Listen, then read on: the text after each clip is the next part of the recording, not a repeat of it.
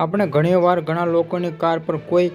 કોઈ નામ અથવા સ્ટીકર જોઈને છે કે કેટલાક લોકો તેમની જાતિ અથવા બાળકોનું નામ લખે છે, જ્યારે અન્ય લોકો આધુનિક અથવા સ્ટાઇલિશ સ્ટીકરો લગાવે છે. પરંતુ કેટલાક લોકો પોતાની કાર પર ભગવાનનું નામ સ્ટીકર લગાવે છે, જ્યારે ઘણા લોકો ભગવાન જ ફોટો ચડાવતા હોય છે. આ કાર ભગવાનની તસવીર કે નામ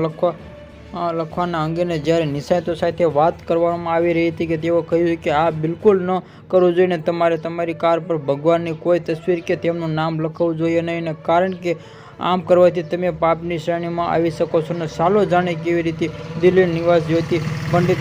આલોકલ પંડ્યા પાસેથી આ વાંચવામાં જ્યારે આપણે કાર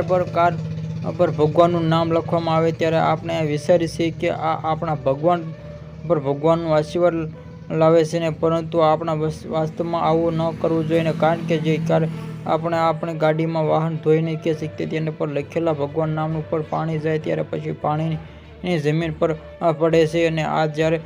પણ આપણે આપણા વાહનો અથવા કાર પર ભગવાનનું ચિત્ર લગાવીએ છીએ ત્યારે આપણે ભૂલી જઈએ છીએ કે આ ચિત્ર પર ધૂળ અને ગંદકી થશે સારું નથી, કારણ કે જ્યારે પણ આપણે ભગવાનને સ્પર્શ કરીએ છીએ ત્યારે આ ઘણા સ્પષ્ટમાં ધ્યાન રાખી જઈએ છીએ કે જ્યારે કાર પર આ શક્ય નથી.